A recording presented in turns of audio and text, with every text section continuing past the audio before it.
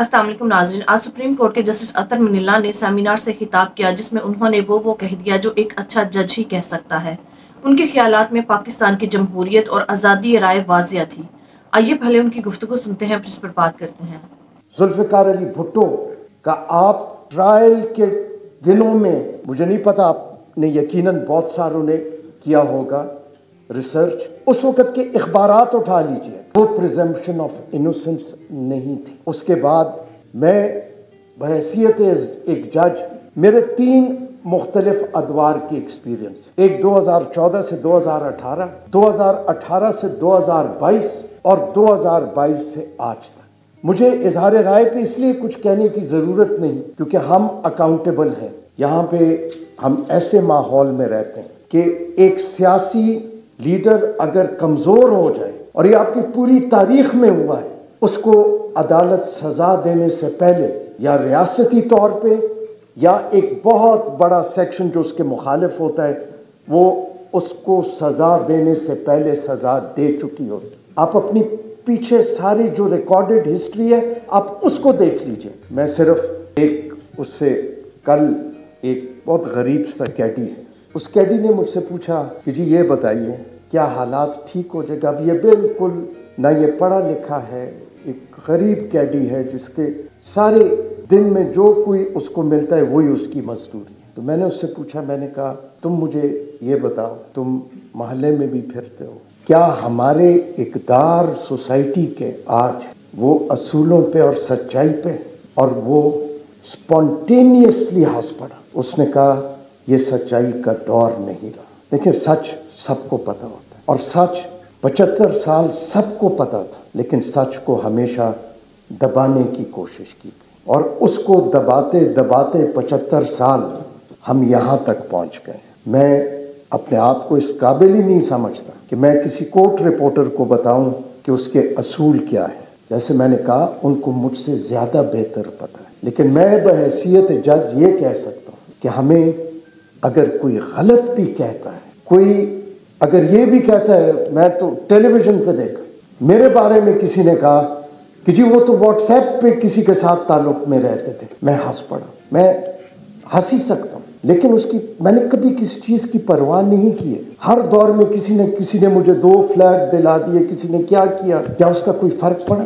بحیثیت جج ہم پبلک پراپرٹی ہیں، ہم اچھے ہیں یا برے ہیں، وہ ہمارے فیصلے ایک فیصلہ نہیں، اوور دی ایئرز اپنے کریئر میں جو کچھ کریں گے وہ خود بخود وہ سچائی سامنے آ جائے گی۔ لیکن کبھی بھی عدلیہ کو، کبھی بھی کسی جج کو یہ سوچنا ہی نہیں چاہیے، یہ اٹیمپٹ ہی نہیں کرنی چاہیے کہ وہ اظہار رائے کو یا کسی کورٹ رپورٹر کو منع کرے یا انفلوئنس کرے کہ اس نے کیا کرنا۔ یہی ہمیں آزادی دلا سکتی ہے، یہی ہمیں صحیح راستے پہ ڈال سکتی ہے۔ سچائی سچائی ہی رہتی ہے، جھوٹ جتنا بھی بولا جائے آخر میں سچ ہی پریویل کرتا ہے۔ اگر اظہار رائے 75 سال اس کی قدر کی ہوتی، ہم نے اظہار رائے کو ہم نے صحیح معنوں میں پنپنے دیا ہوتا تو نہ پاکستان 2 لخت ہوتا، نہ ہمارے لیڈر جو ہیں وہ سولی پہ چڑھتے۔ اس لیے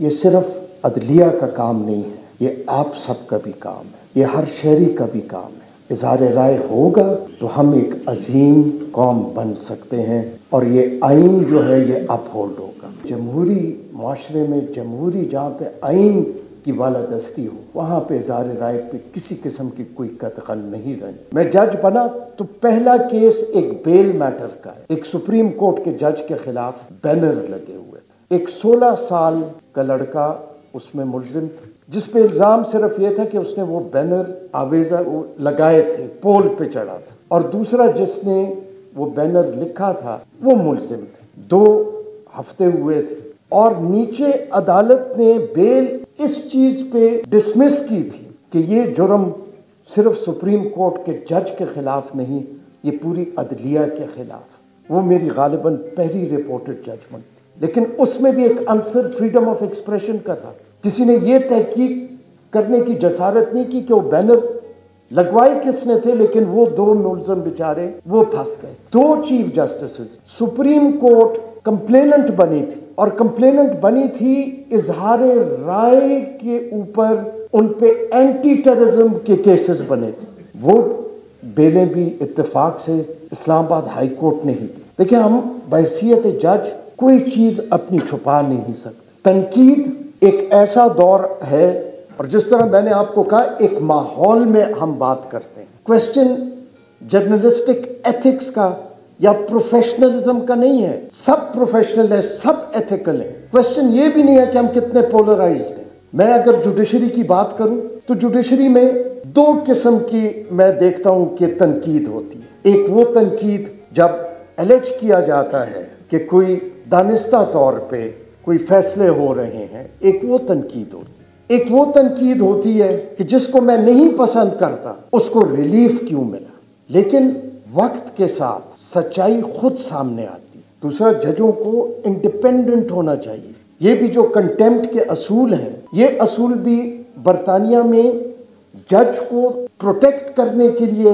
वजह नहीं हुए। वहां पे प्रोटेक्शन उस ज्यूरी की होती है जो कि आम शहरियों से लिए जाते हैं। जज को तो कभी किसी तनकीद से घबराना ही नहीं चाहिए। भले हाँ तनकीद हुई है, जजेस की इंटेग्रिटी को भी क्वेश्चन किया जाता है क्योंकि किसी नापसंदीदा शख्स को जो है वो रिलीफ मिल गया, लेकिन अगर हर तनकीद करने वाला भी उस अदालत पे ही एतमाद करे, ये एक अदलिया का टेस्ट है कि तनकीद हर एक करे, लेकिन फिर तनकीद के बाद एतमाद भी करे, क्योंकि यहाँ पे बहुत सारे फोर्सेस हैं। अभी कोर्ट रिपोर्टर्स जो हैं, एक मुकाला मैंने लिखा था क्योंकि एक इंटरनेशनल उसमें, कि सोशल मीडिया और इंडिपेंडेंस ऑफ जुडिशरी पे उसका असर क्या है। मैं समझता हूँ कि कोई असर नहीं होना चाहिए। एक जज जो इंडिपेंडेंट हो, जिसने एक ओथ लिया हो, उस पर जितनी भी तनकीद हो जाए, अगर वो किसी किस्म का असर लेता है तो वो अपने ओथ की वायलेशन करता है।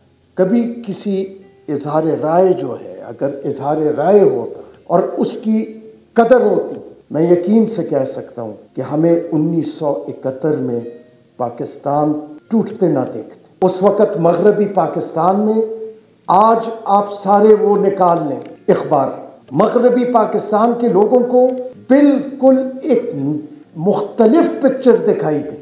यही थ्रू आउट होता रहा, लेकिन ये हर एक को अपने आप से सवाल पूछना चाहिए कि हम किस तरफ जा रहे हैं। आज भी क्या हम असूलों पे बात कर रहे हैं? क्या हम असूल पे खड़े हैं, या हम जितने पोलराइज सोसाइटी हो गए, हम अपनी मर्जी के फैसले भी चाहते हैं, हम अपने मर्जी की गुफ्तगू भी चाहते हैं। इजहार राय बहुत बड़ी चीज़ है और इजहार राय को कभी भी दबाने की कोशिश नहीं करनी चाहिए। अगर कोई गलत कहता है वो खुद एक्सपोज हो जाता है, वक्त के साथ एक्सपोज हो जाता है, और जो टेक्नोलॉजी का दौर है उसमें रियासतें इजहार राय को काबू नहीं कर सकती। आज कोर्ट रिपोर्टर्स जो हैं, कोर्ट रिपोर्टर्स के लिए एक नया चैलेंज भी है, क्योंकि वो सिर्फ कोर्ट रिपोर्टिंग नहीं करते, वो वीलॉग्स भी करते हैं। वीलॉग्स में कमर्शियल इंटरेस्ट भी होता है, उसको वो कैसे बैलेंस करें, ये एक बहुत बड़ा चैलेंज है। जुडिशरी के लिए एक बहुत बड़ा चैलेंज है कि जुडिशरी को